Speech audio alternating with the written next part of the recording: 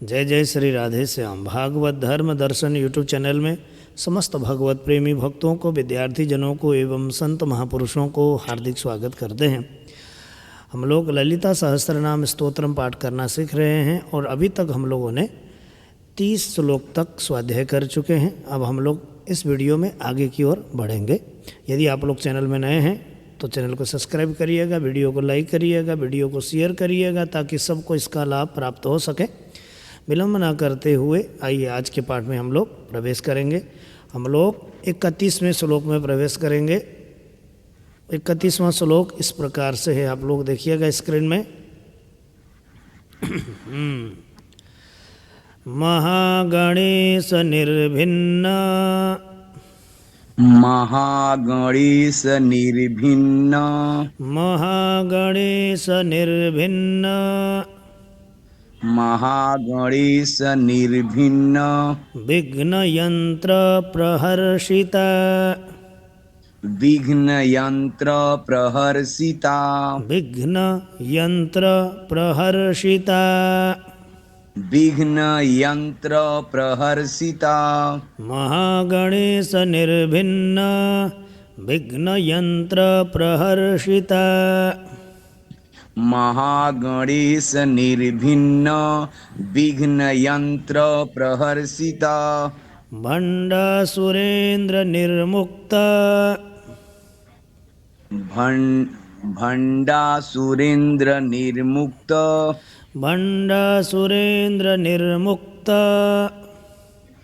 भंडासुरेन्द्र निर्मुक्त शस्त्रपत्यस्त्रवर्षिणी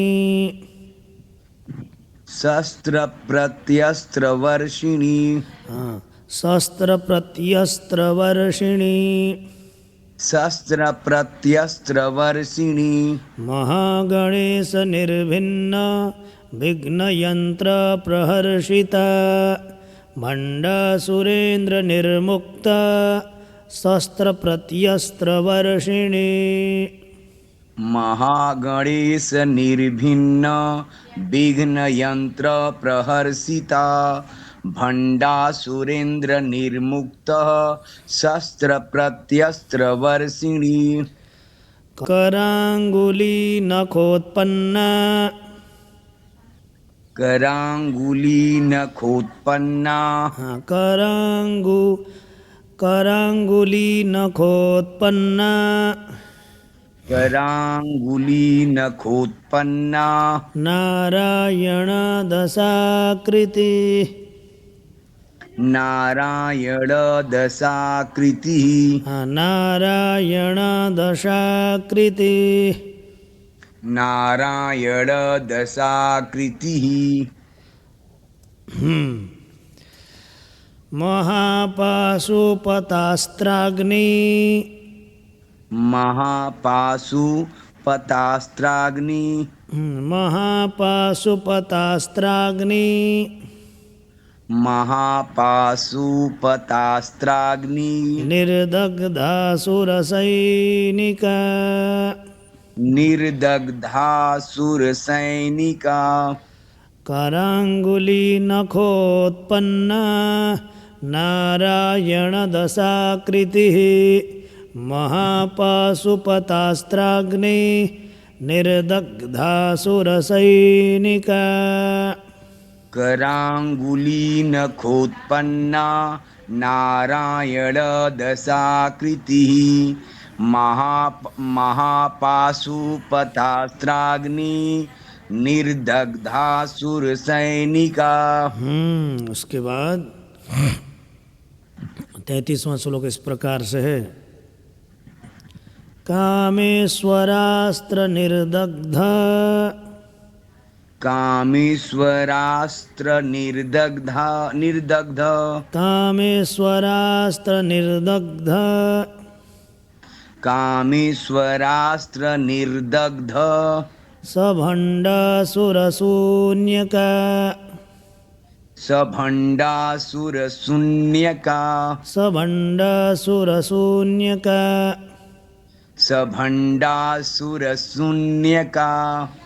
ब्रह्मोपेन्द्र महेन्द्रादि ब्रह्मोपेन्द्र महेन्द्रादि ब्रह्मोपेन्द्र महेन्द्रादि ब्रह्मोपेन्द्र महेन्द्रादि देवसंस्तुत वैभवा देवसंस्तुत वैभवा देवसंस्तुत वैभवा देवसंस्तुत वैभवा कामेश्वरास्तनिर्दग्ध सभण्डासुरशून्यका ब्रह्मोपेन्द्र महेन्द्रादि देवसंस्तुत वैभवा कामेश्वरास्त्र निर्दग्ध सौभण्डासुरशून्यका ब्रह्मोपेन्द्र महेन्द्रादि देव संस्तुत वैभवा। उसके बाद 34वां श्लोक देखिएगा। हर नेत्राग्नि संदग्ध हर नेत्राग्नि संदग्ध हर नेत्राग्नि संदग्ध हर नेत्राग्नि संदग्ध काम संजीवनौषधि काम संजीवनौषधि काम संजीवनौषधि काम संजीवनौषधि श्रीमद्वाग्भवकूटैक श्रीमद्वाग्भवकूटैक श्रीमद्वाग्भवकूटैक श्रीमद्भागभवकूटैक कहाँ भाग है? श्रीमद्वाग्भवकूटैक श्रीमद्वाग्भव श्रीमद्वाग्भवकूटैक स्वरूप मुख पंकज स्वरूप मुख पंकजा हर नेत्राग्नि संदग्ध काम संजीवनौषधि श्रीमद्वाग्भवकूटैक स्वरूप मुख पंकजा हर नेत्राग्नि संदग्ध काम संजीवनौषधि श्रीमद्वाग्भवकूटैक स्वरूप मुख पंकजा। उसके बाद 35वां श्लोक देखिएगा। कंठाधः कटिपर्यंत कंठाधः कटिपर्यंत मध्यकूट स्वरूपिणी मध्यकूट स्वरूपिणी शक्तिकूटैकतापन्न शक्तिकूटैकतापन्न शक्तिकूटैकतापन्न शक्तिकूटैकतापन्न कट ये ऐसे कट्यधो चलेगा, ठीक है। कट्यधो भागधारिणी कट्यधो भागधारिणी ये जो है ना आधा टॉ है, ठीक है, ध्यान रखना। जी ये कट्य हाँ, ये पूरा टॉ दिख रहा है, वो पूरा टॉ नहीं है, आधा टॉ है, ठीक है। तो कट्यधो, ठीक है, भागधारिणी कटि अधो भागधारिणी ऐसा हो जाएगा वो, ठीक है। कट्यधो भागधारिणी कंठाधः कटिपर्यंत मध्यकूट स्वरूपिणी शक्तिकूटैकतापन्न कट्यधो भागधारिणी कंठादः कटिपर्यंत मध्यकूट स्वरूपिणी शक्तिकूटैकतापन्न कट्यधो भागधारिणी। उसके बाद 36वां श्लोक इस प्रकार से है। मूल मंत्रात्मिका मूल मूल मंत्रात्मिका मूल कूटत्रय कलेवरा कूटत्रय कलेवरा कुलामृतैकरसिका कुलामृतैकरसिका कुलसङ्केतपालिनी कुलसङ्केतपालिनी मूलमन्त्रात्मिका मूलकूटत्रयकलेवरा कुलामृतैकरसिका कुलसङ्केतपालिनी मूलमन्त्रात्मिका मूल कूटत्रयकलेवरा कुलामृतैकरसिका कुलसङ्केतपालिनी। उसके बाद 37वां श्लोक इस प्रकार से है। कुलंगना कुलांतस्था कुलांगना कुलांतस्था कौलिनी कुलयोगिनी कौलिनी कुलयोगिनी अकुला समयांतस्था अकुला समयांतस्था समयाचार तत्परा समयाचार तत्परा कुलांगना कुलांतस्था कौलिनी कुलयोगिनी अकुला समयांतस्था समयाचार तत्परा कुलांगना कुलांतस्था कौलिनी कुलयोगिनी अकुला समयांतस्था समयाचार तत्परा। उसके बाद 38वां श्लोक इस प्रकार से है। मूलाधारैकनिलया मूलाधारैकनिलया ब्रह्मग्रन्थि विभेदिनी ब्रह्मग्रन्थि विभेदिनी मणिपुरान्तरुदिता मणिपुरान्तरुदिता मणिपुरान्तरुदिता मणिपुरान्तरुदिता विष्णुग्रन्थि विभेदिनी विष्णुग्रन्थि विभेदिनी विष्णुग्रन्थि विभेदिनी विष्णुग्रन्थि विभेदिनी मूलाधारैकनिलया ब्रह्मग्रन्थि विभेदिनी मणिपुरान्तरुदिता विष्णुग्रन्थि विभेदिनी मूलाधारैकनिलया ब्रह्मग्रन्थि विभेदिनी मणिपुरान्तरुदिता विष्णुग्रन्थि विभेदिनी।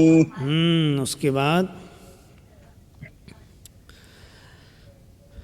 39वां श्लोक इस प्रकार से है। आज्ञा चक्रांतरालस्था आज्ञा चक्रांतरालस्था आज्ञा चक्रांतरालस्था आज्ञा चक्रांतरालस्था रुद्रग्रन्थि विभेदिनी रुद्रग्रन्थि विभेदिनी आज्ञा चक्रांतरालस्था आज्ञा चक्रांतरालस्था रुद्रग्रन्थि विभेदिनी रुद्रग्रन्थि विभेदिनी सहस्रारम्भाभुजारूढा सहस्रारम्भुजारूढा सहस्रारम्भो ऐसे चलेगा। सहस्रारम्भुजारूढा सहस्रारम्भुजारूढा सुधासाराभिवर्षिणी सुधासाराभिवर्षिणी सुधासाराभिवर्षिणी सुधासाराभिवर्षिणी आज्ञाचक्रान्तरालस्था रुद्रग्रन्थि विभेदिनी सहस्रारम्भुजारूढा सुधासाराभिवर्षिणी। आज्ञाचक्रान्तरालस्था रुद्रग्रन्थि विभेदिनी सहस्राराम्बुजारूढ़ा सुधासाराभिवर्षिणी। उसके बाद गुरुजी भी तक लेना है, हम्म सुधासारा भी। हम्म उसके बाद 40वां देखिएगा। तडिल्लता समरुचि, तडिल्लता समरुचि। हाँ वैसे तड़ित हो जाता है वो, है ना। जी, तडिल्लता समरुचि, तडिल्लता समरुचि। षट्चक्रोपरि संस्थिता, षट्चक्रोपरि संस्थिता महाशक्तिः कुण्डलिनी, महाशक्ति कुंडलिनी। महाशक्तिः कुण्डलिनी, महाशक्ति कुंडलिनी विशतन्तोतनीयसी, विषतन्तु तनीयसी। विशतन्तोतनीयसी, विषतन्तु तनीयसी। तडिल्लता समरुचि, षट्चक्रोपरि संस्थिता, महाशक्तिः कुण्डलिनी, विशतन्तोतनीयसी। तडिल्लता समरुचि षट्चक्रोपरि संस्थिता महाशक्ति कुंडलिनी विषतन्तु तनीयसी। उसके बाद 41वां श्लोक इस प्रकार से है। भवानी भावनागम्या, भवानी भावनागम्या भवारण्यकुठारिका, भवारण्यकुठारिका। भवानी भावया, भवानी भावनागम्या, भवानी भावनागम्या भवारण्यकुठारिका, भवारण्यकुठारिका। भद्रप्रिया भद्रमूर्तिर्, भद्रप्रिया भद्रमूर्ति भक्तसौभाग्यदायिनी, भक्त सौभाग्यदायिनी।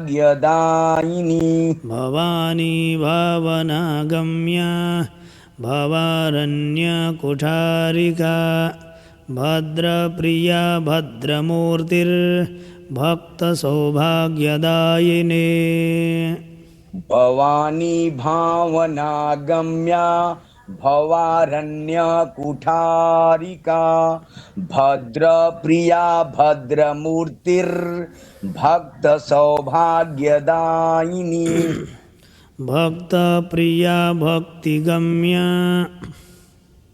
भक्त भक्त प्रिया भक्तिगम्या भक्तिवश्या भयापहा, भक्तिवश्या भयापहा। शाम्भवी शारदाराध्या, शाम्भवी शारदाराध्या सर्वाणि सर्वदायिनी, सर्वाणि सर्वदायिनी। भक्तप्रिया भक्तिगम्या भक्तिवश्या भयापहा, शाम्भवी शारदाराध्या सर्वाणि सर्वदायिनी।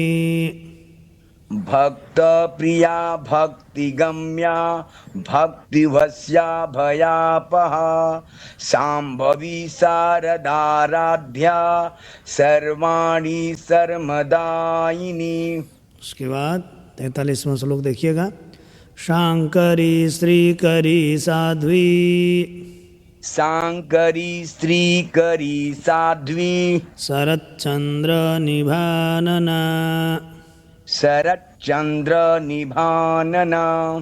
शातोदरी शांतिमती, सातोदरी शांतिमती निराधारा निरंजना, निराधारा निरंजना। शांकरी श्रीकरी साध्वी शरच्चन्द्रनिभानना शातोदरी शान्तिमती निराधारा निरञ्जना शाङ्करी श्रीकरी साध्वी शरच्चन्द्रनिभानना सातोदरी शान्तिमती निराधारा निरञ्जना निर्लेपा निर्मला नित्या निर्लेपा निर्मला नित्या निराकारा निराकुला निराकारा निराकुला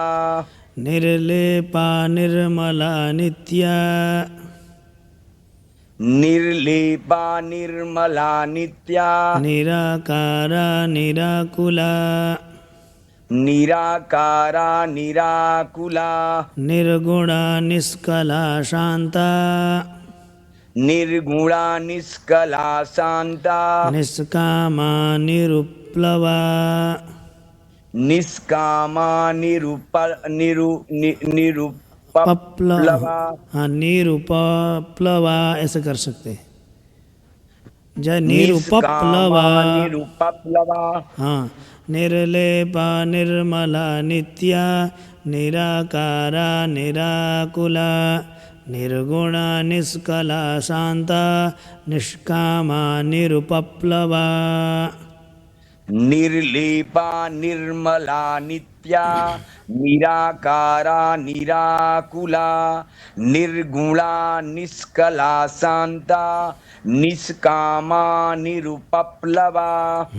उसके बाद नित्य मुक्ता निर्विकारा नित्य मुक्ता निर्विकारा निष्प्रपंचा निराश्रया निष्प्रपंचा निराश्रया नित्य शुद्धा नित्य बुद्धा नित्य शुद्धा नित्य बुद्धा निर्वद्या निरंतरा निर्वद्या निरंतरा नित्य मुक्ता निर्विकारा निष्प्रपंचा निराश्रया नित्य शुद्धा नित्य बुद्धा निरवद्या निरंतरा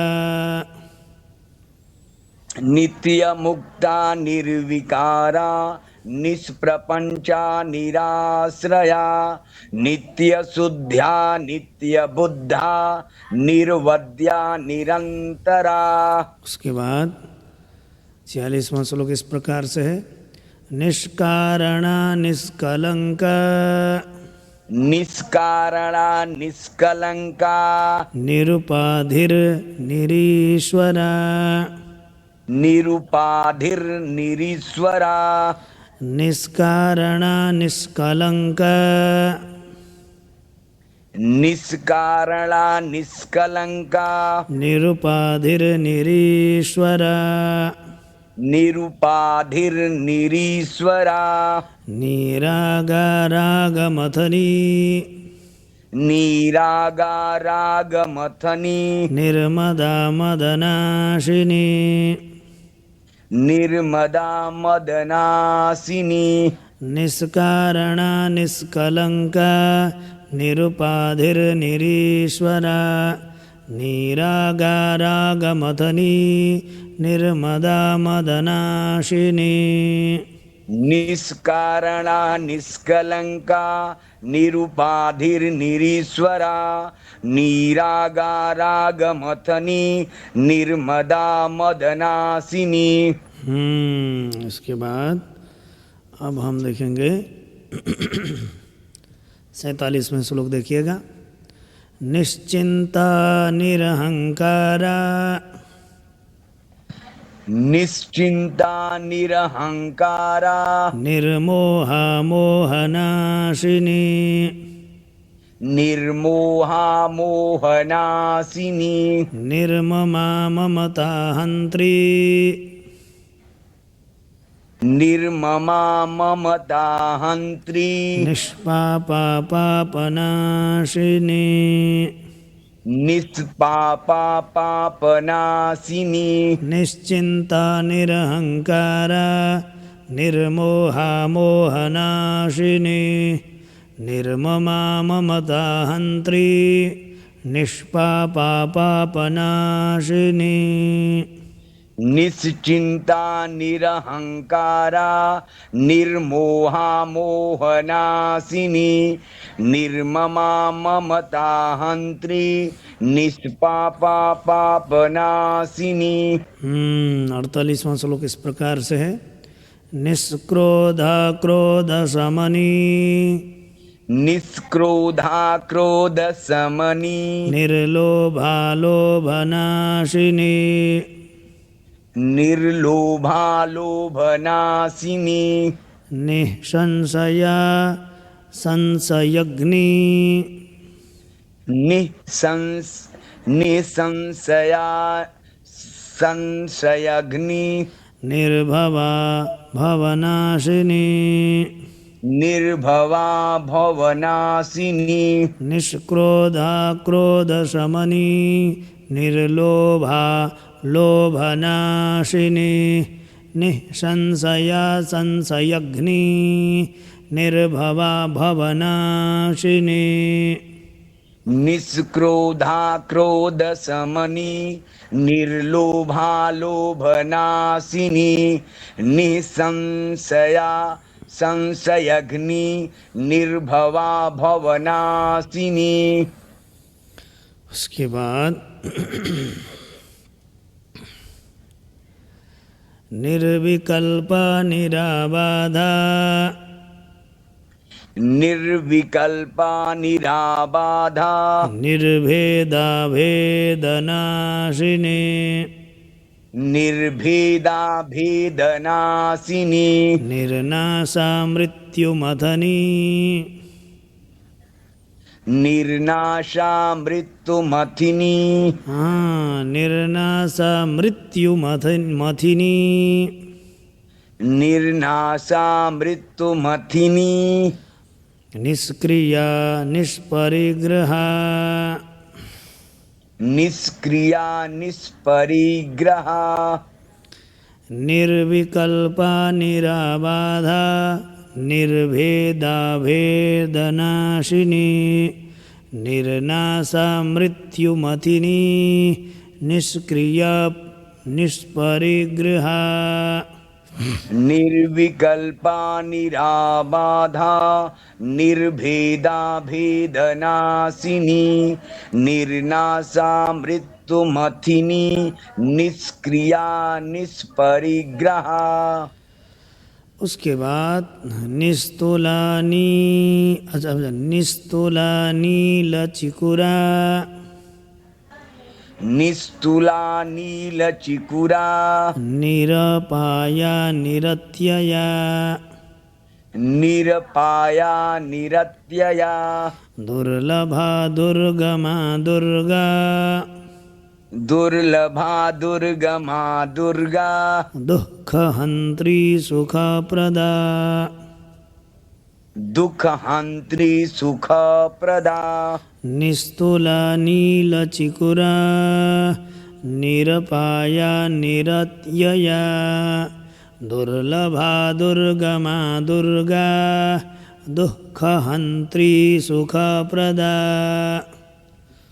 निस्तुला नीलचिकुरा निरपाया निरत्यया दुर्लभा दुर्गमा दुर्गा दुःखहन्त्री सुखप्रदा। उसके बाद 51वां श्लोक इस प्रकार से है। दुष्ट दूरा दुराचार दुष्ट दूरा दुराचार शमनी दोषवर्जिता समनी दोष वर्जिता सर्वज्ञा सांद्र करुणा सर्वज्ञा सांद्र करुणा समानाधिकवर्जिता समानाधिकवर्जिता समानाधिकवर्जिता समानाधिकवर्जिता दुष्ट दूरा दुराचार शमनी दोषवर्जिता सर्वज्ञा सांद करुणा समानाधिकवर्जिता दुष्ट दूरा दुराचार समनिदोष वर्जिता सर्वज्ञा सांद्र करुणा समानाधिक वर्जिता।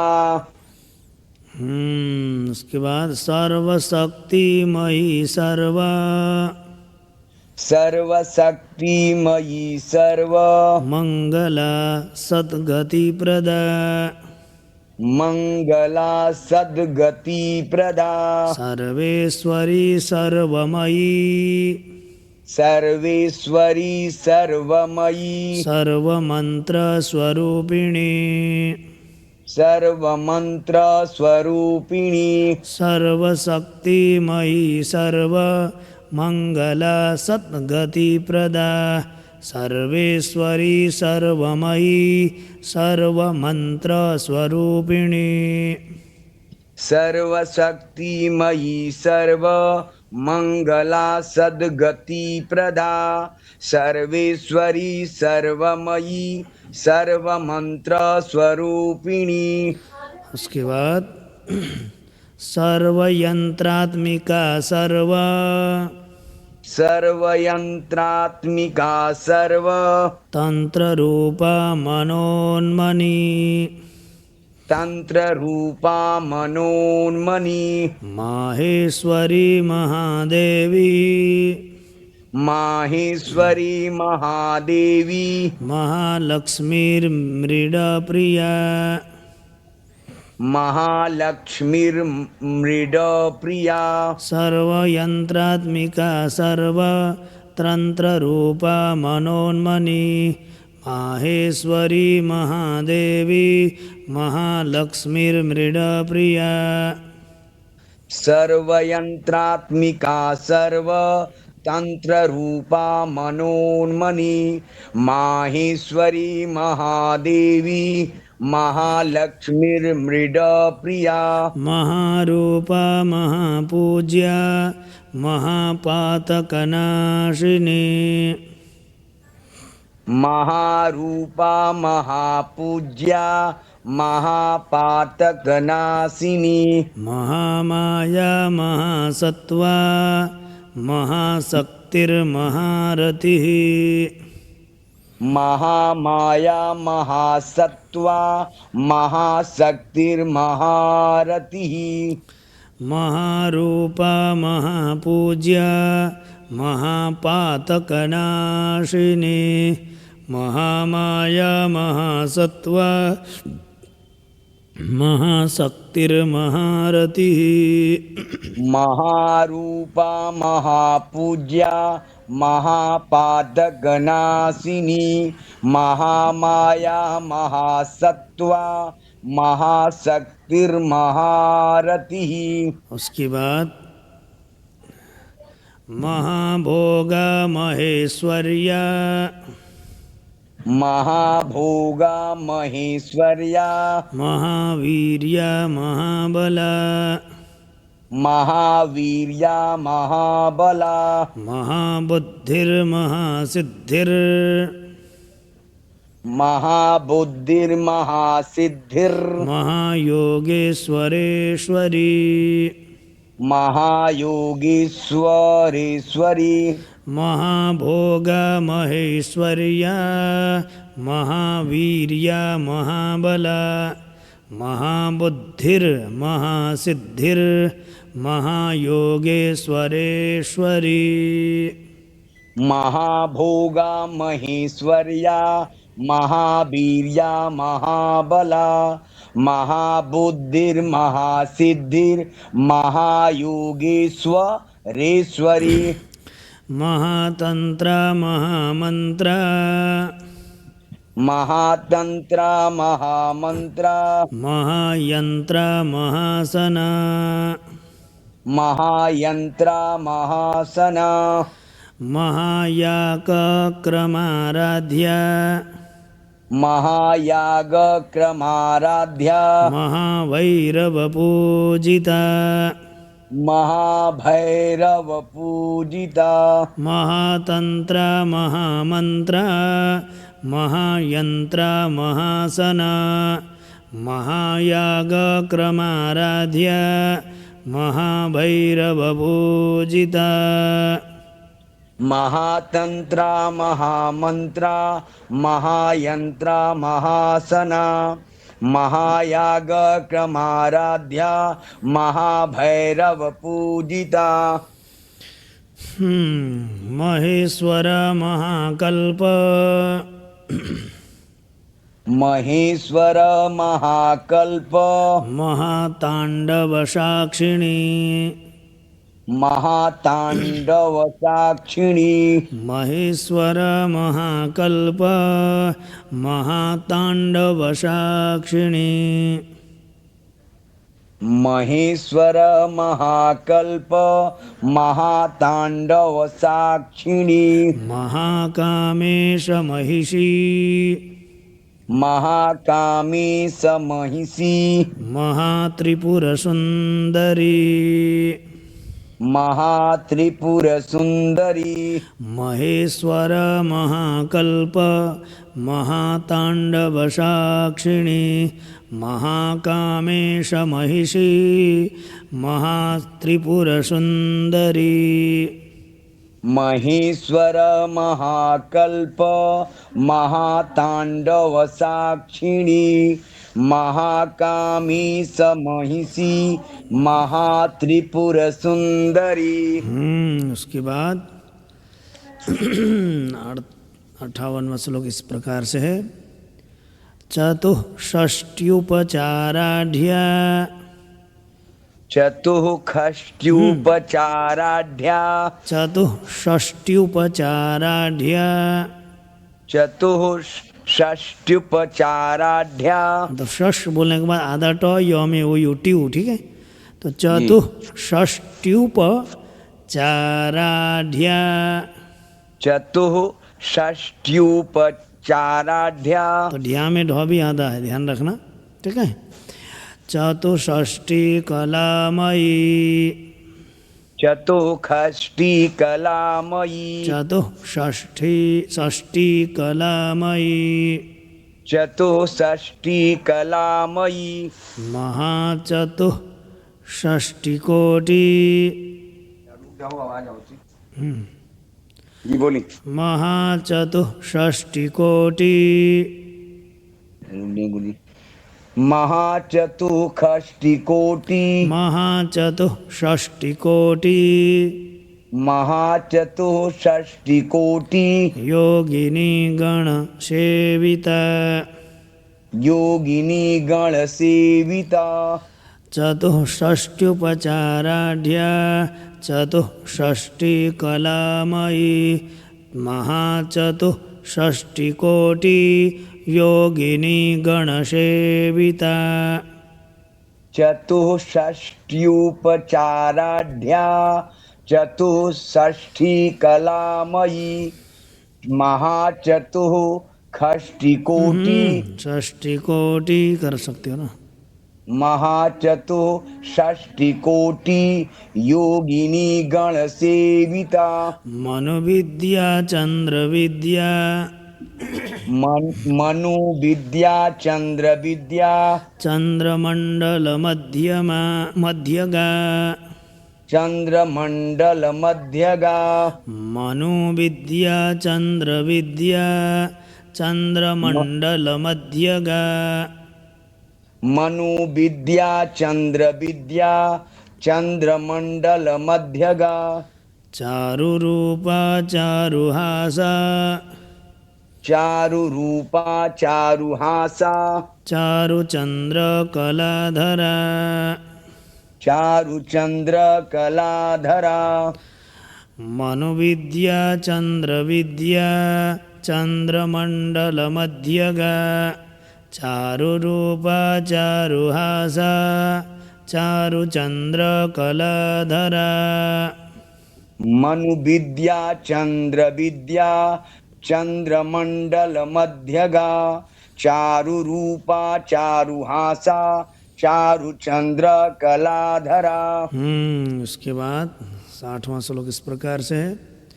चराचर जगन्नाथ चराचर जगन्नाथ जगन्नाथ हाँ, चराचर जगन्नाथ चराचर जगन्नाथ चक्रराज निकेतन चक्रराज निकेतन पार्वती पद्मनयन पार्वती पद्मनयना पद्मराग समप्रभा पद्मराग समप्रभा चराचर जगन्नाथ चक्रराज निकेतन पार्वती पद्मनयन पद्मराग समप्रभा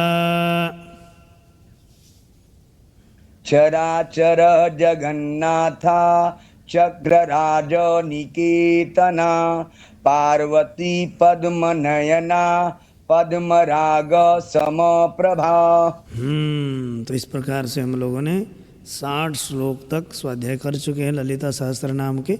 अब हम लोग तीसरे भाग में आगे की ओर बढ़ेंगे। तब तक मुझे विदा दीजिएगा। यदि वीडियो अच्छा लगा तो लाइक करिएगा, शेयर करिएगा, ताकि सबको इसका लाभ प्राप्त हो सके। और यदि आप किसी प्रकार से सहयोग करना चाहते हैं तो दिए हुए नंबर पर आप लोग यथाशक्ति सेवा राशि भेज सकते हैं। तो मुझे विदा दीजिएगा। हम लोगों की भेंट होगी तीसरे भाग में। जय जय श्री राधे श्याम।